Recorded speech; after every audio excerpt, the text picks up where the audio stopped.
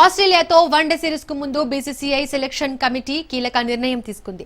Team India one day captain గా రోహిత్ శర్మ స్థానంలో యువ ఆటగాడు శుభ్మన్ గిల్ ను అజిత్ అగార్కర్ అండ్ కో నియమించింది. ఆస్ట్రేలియా టూర్ కు భారత జట్టు ఎంపిక సందర్భంగా ఈ నిర్ణయాన్ని సెలెక్టర్లు తీసుకున్నారు. కాగా త్వరలో టీమిండియా ఆస్ట్రేలియా పర్యటనకు వెళ్లనుంది. ఈ టూర్ లో 3 వన్డేలు 5 టీ20లు ఆడనుంది. ఈ 2 సిరీస్ల కోసం సెలెక్టర్లు జట్లను ప్రకటించారు. వన్డేలకు కెప్టెన్ గా ఉన్న రోహిత్ శర్మను తప్పించారు. ఆ బాధ్యతలను శుభ్మన్ గిల్ కు కట్టబెట్టారు. టీ20లకు సూర్యకుమార్ సారథిగా కొనసాగనున్నారు. జట్టు సభ్యులుగా రోహిత్, కోహ్లీ కొనసాగనున్నారు. గాయం కారణంగా ఆస్ట్రేలియా టూర్ కి రిషబ్ పంత్ దూరంగా ఉన్నారు.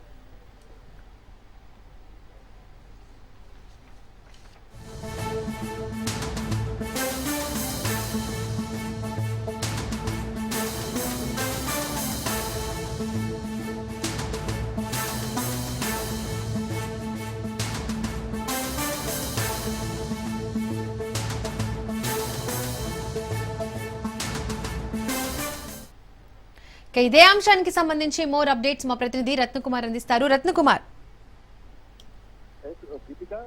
2019 నుంచి ఇండియా ఆస్ట్రేలియా పర్యటన చేయబోతోంది.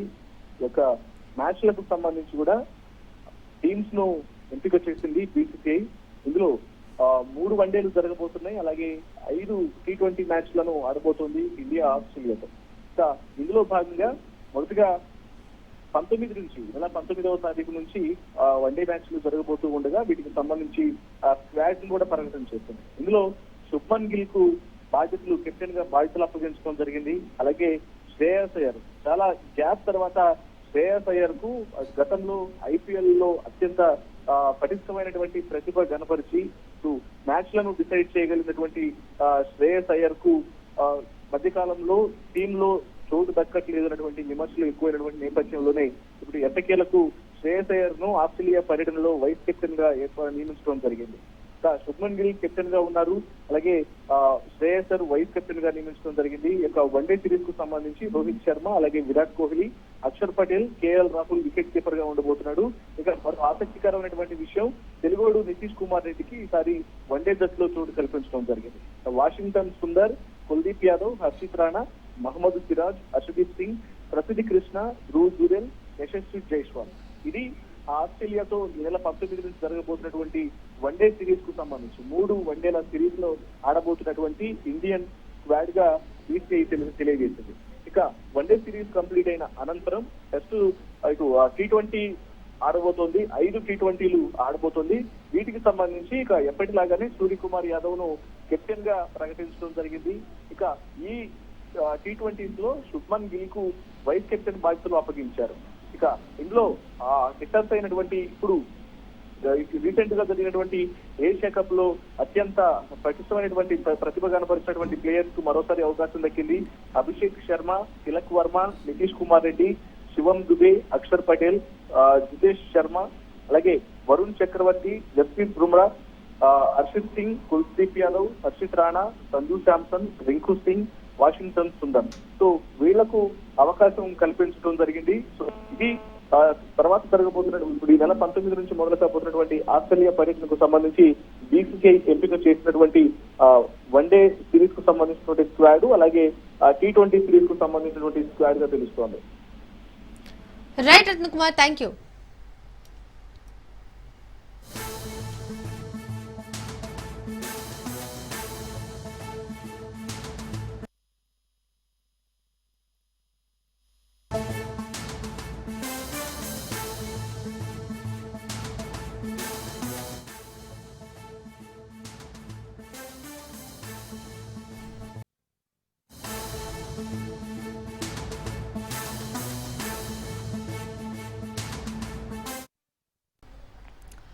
రాజ్ న్యూస్ ఎఫెక్ట్ తో నంద్యాల పోలీస్ యంత్రాంగం కదిలింది. నంద్యాల 3వ పట్టణ సిఐ కంబగిరి రాయుడు తనను లైంగికంగా వేధిస్తున్నాడంటూ చేసిన ఫిర్యాదు మేరకు రాజ్ న్యూస్ ప్రసారంతో యంత్రాంగం స్పందించింది.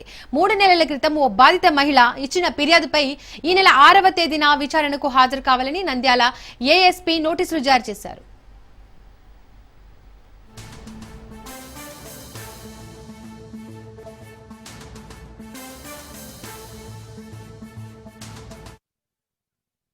ఇరికిస్తానని చెప్పి మాట్లాడుతున్నాను. చాటింగ్ చేసినది నేను వీడియో తీసుకున్నాను. ఆయనదే సార్ నెంబరు. కావాలంటే మొత్తం నా దగ్గర ఎవిడెన్స్ ఉన్నాయి, చూపిస్తాను. అవి కూడా చూపిస్తాను. తప్పుడు కేసు పెడితే నా పిల్లలని నన్ను ఇరికిస్తానని చెప్పి మాట్లాడుతున్నాను. చాటింగ్ చేసినది నేను వీడియో తీసుకున్నాను. ఆయనదే సార్ నెంబరు. కావాలంటే మొత్తం నా దగ్గర ఎవిడెన్స్ ఉన్నాయి, చూపి. నా పర్మిషన్ తీసుకోండి. అదే చెప్తా నేను. పర్మిషన్ తీసుకుంటే మీకు గౌరవం ఉంటుంది, నాకు గౌరవం ఉంటుంది.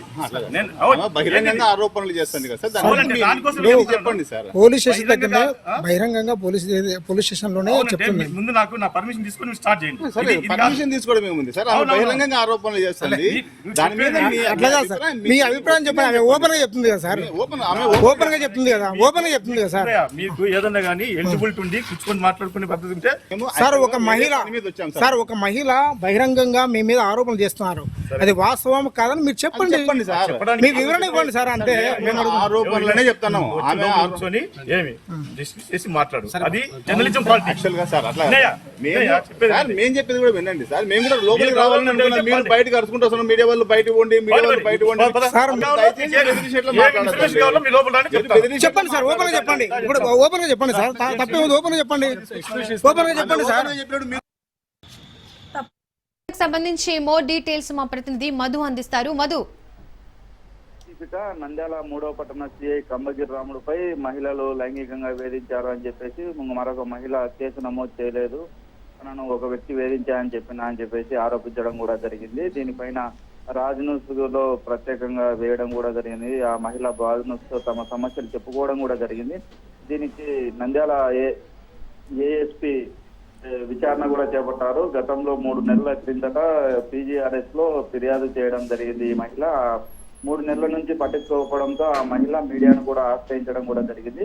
దీంతో నంద్యాల డిఎస్పీ 6వ తేదీలోపు మీరు విచారణకు హాజరు కావాలని చెప్పేసి సదరు మహిళకు నోటీస్ ఇవ్వడం జరిగింది. దీంతో right Madhu, thank you.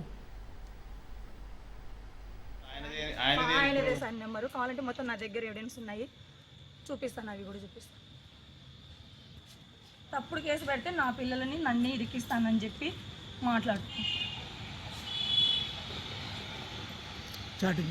Chatting చేసినది నేను వీడియో తీసుకున్నాను.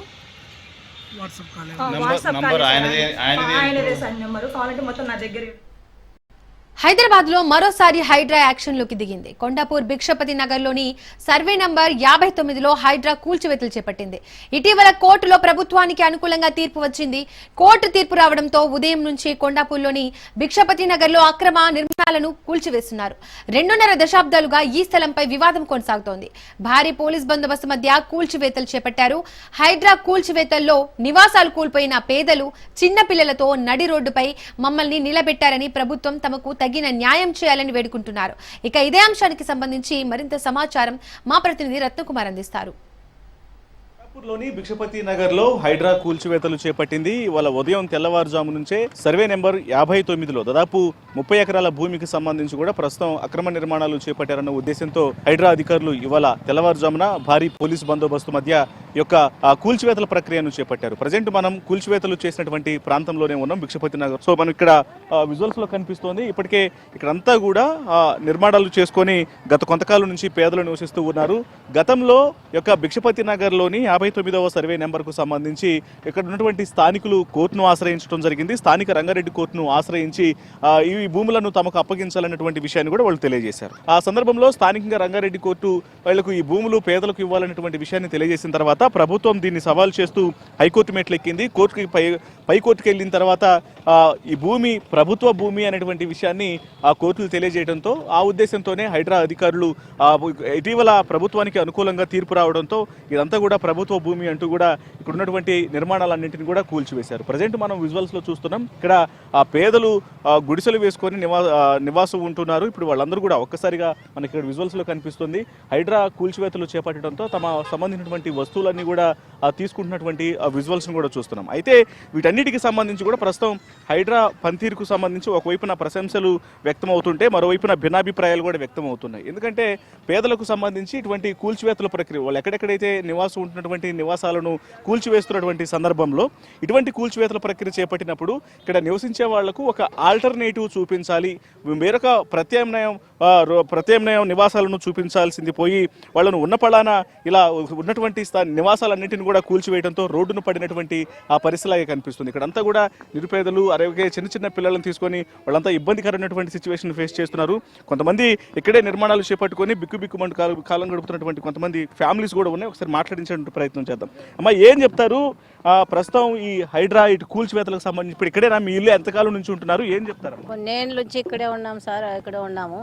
ఇప్పుడు నిన్న సాయంత్రం చెప్పినా కూడా మేము ఖాళీ చేసేవాళ్ళము, పొద్దున్న పనికి వెళ్ళేవాళ్ళు కాదము. మరి అంత లోపల ఇంకా పొద్దున్న లేస్తే చెప్పుకోకుండా వచ్చి కూలి పెట్టేసేసినారు. అంత పుక్కలేను ఉండి కొంచెం సామాన్లు ఇటు బయట వేసుకున్నాము, మిగతావన్నీ అట్లే ఉండేసినాయి. ఇంకా చిన్న పిల్లలు పండుకున్నారు, అట్లే ఎదుర్కొని వచ్చినాము. మాకు పడిపోయినా మాకు సంబంధం లేదని వాళ్ళు అంటున్నారు. అట్లా పుక్కలేని చేసేవాళ్ళు.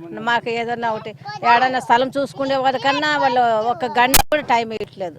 తెల్లారుజాము పని పోయేవాళ్ళు కాదు, ఇట్లా చేసిపోయినారు. ఇట్లా రోడ్డు సత్త పైన చేసేవాళ్ళు. ఇడంతా 3, 4, 5 ఫ్యామిలీలు ఉంటాము. 5 ఫ్యామిలీలు అంతా ఈ కుటుంబంలో 4,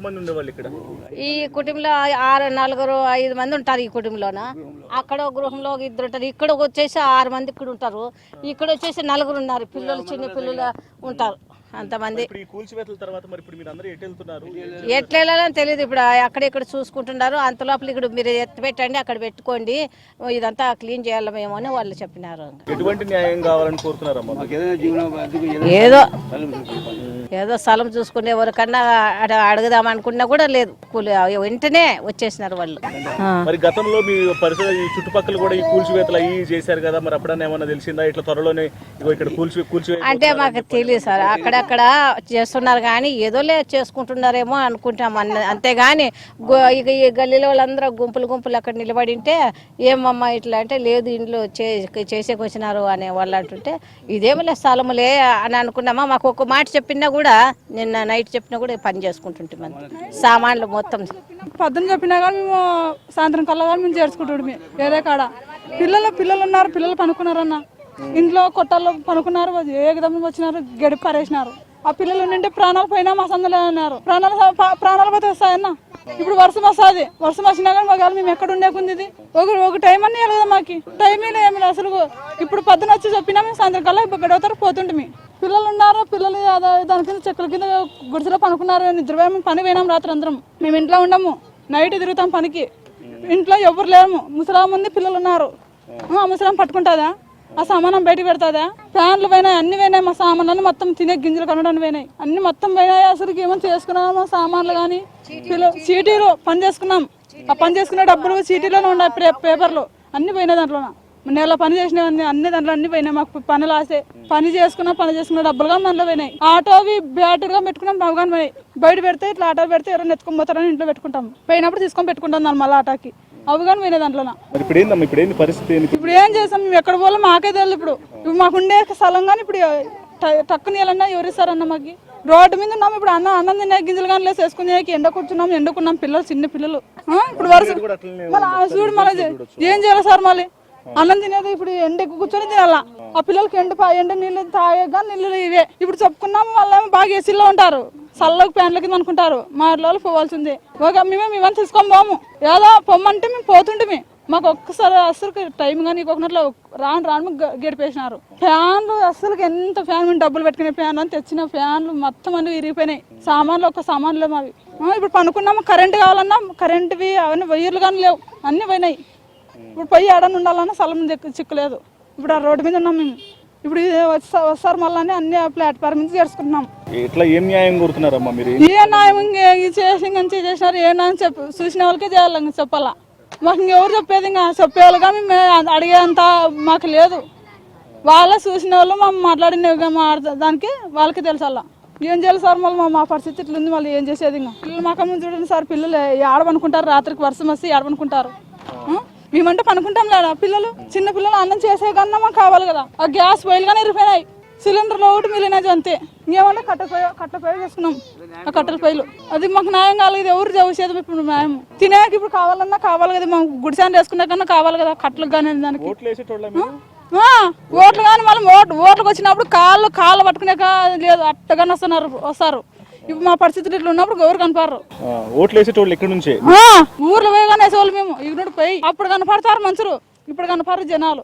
మళ్ళీ ఏం చేయాలి సార్, ఓట్లకు వచ్చినప్పుడు కార్లు ఎంత దేశం ఉన్నా కానీ వచ్చి ఓట్లు లేనని అడిగేకి వస్తారు. ఏడు గుడిసెలో ఉన్నా కానీ. ఇప్పుడు చీపలం అయిపోయినా మనం చెత్తలం అంటే చెత్త ఇంట్లోనా ఇంత చెత్త తీయకోకుండా చెత్త తీయలేదనిపిస్తారు. మేము చెత్తలో ఉన్నామని, చెత్తలో ఉన్నామని సీపు చూసినప్పుడు చెత్త 2 నాళ్ళు ఒక వారం ఇంట్లో ఉన్నప్పుడు ఒక నాడు ఇంట్లో ఉంటే అంతరంగా అంటున్నారు. మేము ఎట్టుండాలా, మేము పని చేసేది మేము బతికేది అదే, పిల్లలు చేసే పని అదే, మేము చేసుకుంటే అదే పని మాకు.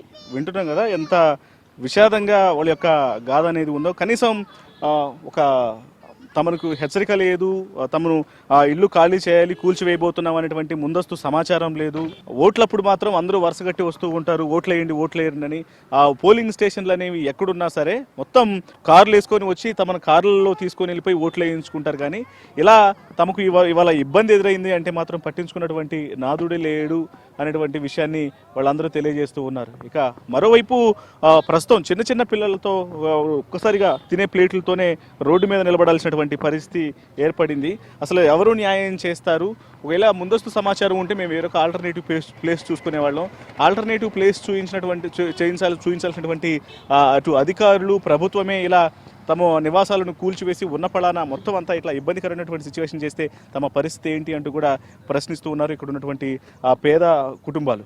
సో మరోవైపున హైడ్రా అధికారులు మాత్రం తమ పని తాము చేసుకుంటూ వెళ్ళిపోయారు. మొత్తం కూల్చివేతలను చేపట్టడం జరిగింది. మరోవైపున ఆ యొక్క 32 ఎకరాలకు సంబంధించి మొత్తం ఈ ప్రాంతంలో ఉన్నటువంటి భూమి మొత్తానికి కూడా ఒక ఫెన్సింగ్ను ఏర్పాటు చేసినటువంటి పనులు అనేవి చకచక చేస్తూ ఉన్నారు. మనం ఒకసారి విజువల్స్లో చూడొచ్చు. ఒకవైపున హైడ్రా బందోబస్తు అనేది కనిపిస్తుంది, మరోవైపున పోలీస్ బందోబస్తు అనేది కనిపిస్తుంది. సో ఇటు వీళ్ళందరూ బందోబస్తు మధ్య ఫెన్సింగ్ను కూడా ఏర్పాటు చేస్తున్నారు. ఈ యొక్క భూమి చుట్టూ దాదాపు ఏదైతే 59వ సర్వే నెంబర్లో ఉన్నటువంటి 32 ఎకరాల భూమి ఉందో ఈ భూమికి సంబంధించి ఇదంతా 700 కోట్ల రూపాయల వాల్యూ చేస్తున్నటువంటి ఉద్దేశంతో దీని చుట్టూ కూడా ప్రస్తుతం ఫెన్సింగ్ ఏర్పాటు చేస్తూ చకచక పనులు నిర్వహిస్తూ ఉన్నారు. కూల్చివేతల ప్రక్రియకు సంబంధించి ఒకవైపున అధికారులు ఇటు హైడ్రా కావచ్చు లేకపోతే ప్రభుత్వం తీసుకున్నటువంటి నిర్ణయాలకు సంబంధించి తమకు ఎటువంటి ఇబ్బంది లేదు, కానీ ముందస్తు సమాచారం లేదు. అలాగే వేరొక ప్లేస్ చూపించినటువంటి పరిస్థితి లేకుండా తమను ఉన్న పళాన రోడ్డు మీదకు తీసుకొచ్చారన్నటువంటి బాధను మాత్రం ఇక్కడ నిర్మాణాలు కోల్పోయినటువంటి కుటుంబాలు, పేద కుటుంబాలు తెలియజేస్తున్నటువంటి పరిస్థితి మనకి ఇక్కడ హైడ్రా కూల్చివేతల వద్ద కనిపిస్తుంది. కెమెరా పర్సన్ వరుణ్తో రత్నకుమార్, కొండాపూర్. రైట్. 420 హామీలు ఇచ్చి కాంగ్రెస్ ప్రభుత్వం ప్రజలను మోసం చేస్తుందని మాజీ మంత్రి ఎర్రబెల్లి దయాకర్ రావు అన్నారు. వరంగల్ జిల్లా వర్ధన్నపేట మండలంలో ఇల్లంద గ్రామంలో కాంగ్రెస్ బాకీ కార్డులను ఎర్రబెల్లి దయాకర్ రావు పంపిణీ చేశారు. మాయమాటలతో అధికారంలోకి వచ్చిన కాంగ్రెస్ ప్రభుత్వం అని మండిపడ్డారు. కేసీఆర్ పాలనలో అడగకుండానే అన్ని చేశామన్న ఎర్రబెల్లి ఇచ్చిన హామీలను నెరవేర్చే వరకు వెంటాడతామని హెచ్చరించారు.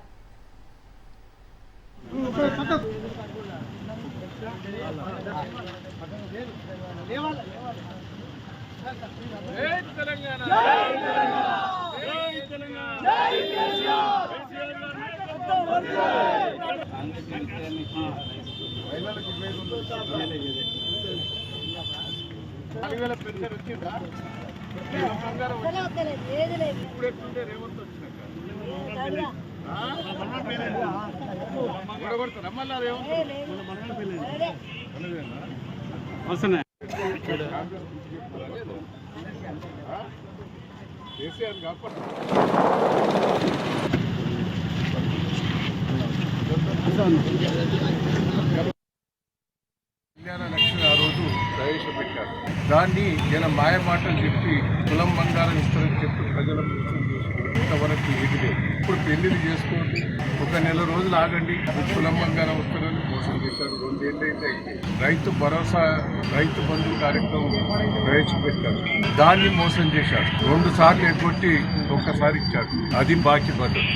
మహిళలకు ఎన్నో కార్యక్రమం చేస్తాను, 2500 ఇస్తానని చెప్పి అది మోసం చేసి ఇంతవరకు 2 ఏళ్ళైంది, దాన్ని కూడా మహిళలకు బాధపడ్డారు. పాపం ముసలోళ్లకు ఏ రాష్ట్రంలో ఏ దేశంలో ఏజెంట్గా ఆడ 200 ఇస్తే 2000 దాన్ని 4000 చేస్తా అని అది మోసం చేశాడు. ఇట్లా పిల్లలకు స్కూటీలు ఇస్తాను, అది మోసం చేశాడు.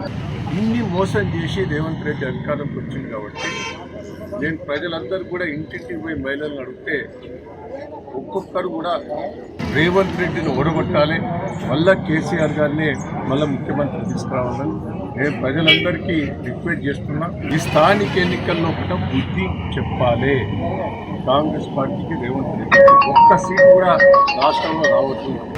అట్లా చిత్తుగా ఓడగొట్టినప్పుడే రేవంత్ రెడ్డికి బుద్ధి వస్తుంది. దయచేసి నేను ప్రజలందరినీ రిక్వెస్ట్ చేస్తున్నా. ఇన్ని మోసపూరిత మాటలతోటి ఇసుంటి మోసపూరిత ముఖ్యమంత్రి ఏ రాష్ట్రంలో లేడు, ఈ రాష్ట్రం ఉన్నాడు. అసుంటోనికి బుద్ధి చెప్పాలని నేను అందరు ప్రతి ఒక్కరికి ఈ సందర్భంగా. సికింద్రాబాద్ పరిధిలోని లోతుకుంటలో భారీ అగ్ని ప్రమాదం జరిగింది. సైకిల్ షాప్ తో సహా పక్కన ఉన్న షాపులకు మంటలు వ్యాపించాయి. దీంతో 8 షాపులకు చెందిన యజమానులు పరుగులు తీశారు. సమాచారం అందుకున్న ఫైర్ సిబ్బంది సంఘటనా స్థలానికి చేరుకుని మంటలార్పే ప్రయత్నం చేస్తున్నారు.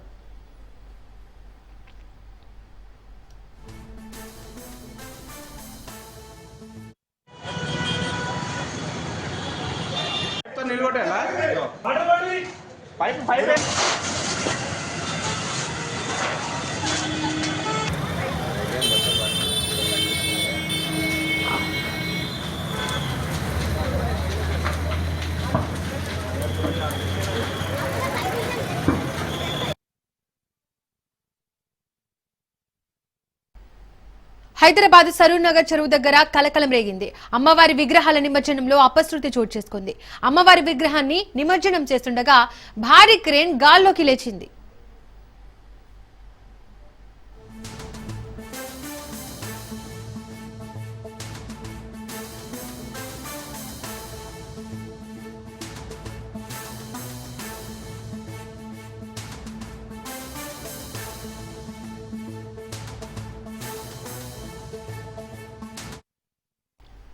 హైదరాబాద్ లో మళ్లీ వర్షం మొదలైంది. నగరంలోని అనేక ప్రాంతాల్లో భారీ వర్షం కురిసింది. సడన్ గా కురిసిన వర్షానికి రోడ్లన్నీ జలమయమయ్యాయి. మాదాపూర్, బంజారా హిల్స్, జూబ్లీ హిల్స్, పంజాగుట్ల, అమీర్పేట్, అసెంబ్లీ, బషీర్బాగ్, అబీడ్స్, కోటి, మెహదీపట్నం, చందానగర్, లింగంపల్లిలో తదితర ప్రాంతాల్లో రోడ్లు వర్షపు నీటితో నిండిపోయాయి. రోడ్లపై భారీగా వరద నీరు చేరడంతో వాహనదారులు తీవ్ర ఇబ్బందులను ఎదుర్కొంటున్నారు. ఉదయం నుంచి భానుడి ప్రతాపం చూపగా ఒక్కసారిగా వర్షం కురిసింది.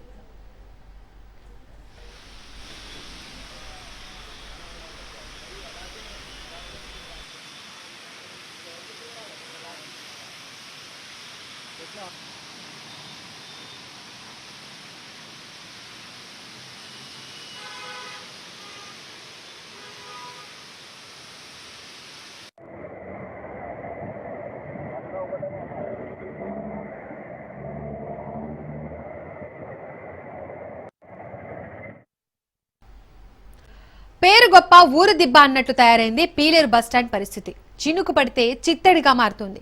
ఉదయం నుండి ఎడతెరిపి లేకుండా కురుస్తున్న వర్షంతో బస్టాండ్ చెరువును తలపిస్తోంది.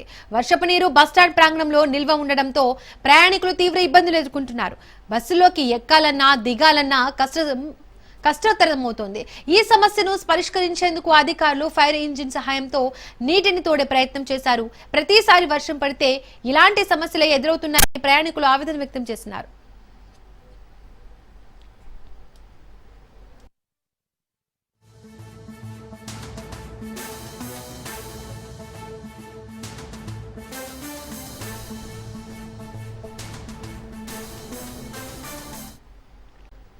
చిత్తూరు జిల్లాలో గత కొద్ది రోజులుగా ఎడతెరిపి లేకుండా కురుస్తున్న వర్షానికి వాగులు వంకలు పొంగి పొర్లుతున్నాయి. జలపాతాలు, రిజర్వాయర్లు, డ్యాములు జలకత్తలను సంతరించుకుంటున్నాయి. సోమల మండలంలోని సీతమ్మ చెరువు వంక ఉధృతంగా ప్రవహిస్తూ ఉండడంతో గార్గే నది కూడా పరవళ్లు తొక్కుతోంది. దీంతో మండలంలోని ఆవులపల్లి, పెద్ద ఉప్పరపల్లి పంచాయతీలు జలదిగ్బంధంలో చిక్కుకున్నాయి.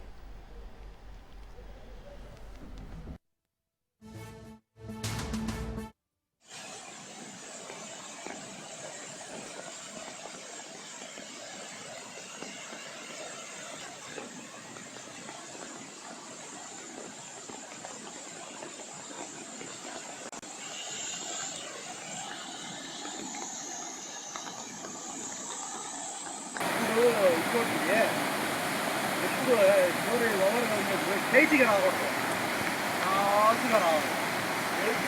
పనే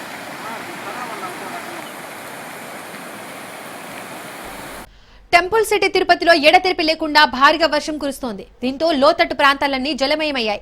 భారీ వానకు రహదారులు చెరువులను తలపిస్తున్నాయి. ఇక తిరుమలకు వచ్చే భక్తులు తీవ్ర ఇబ్బందులు పడుతున్నారు.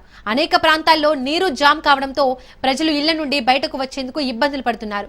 అలాగే నగరంలోని రైల్వే అండర్ బ్రిడ్జ్లు సైతం వర్షపు నీటితో పూర్తిగా నిండిపోయాయి. RTC bus stand, railway station దగ్గర కూడా నీరు నిలిచిపోవడంతో ప్రయాణికులతో పాటు భక్తులు, తిరుపతి ప్రజలు నానా అవస్థలు పడుతున్నారు. తిరుపతిలోని అనేక ప్రాంతాల్లో ఇళ్లలోకి వరద నీరు చేరింది. అయితే ఆయా కాలనీలోని ఇళ్లలోకి వరద నీరు చేరడంతో ఇళ్ల నుండి నీటిని బయటకు పంపేందుకు స్థానికులు ప్రయత్నిస్తున్నారు.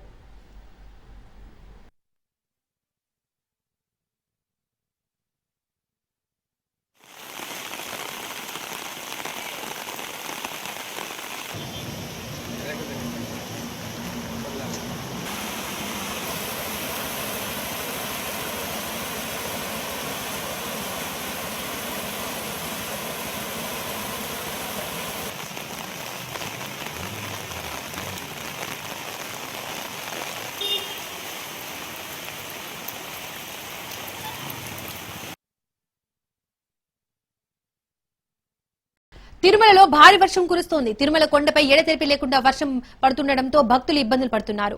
వర్షం కారణంగా చలి తీవ్రత కూడా పెరిగింది. మాడ వీధులు నీటితో నిండిపోయాయి.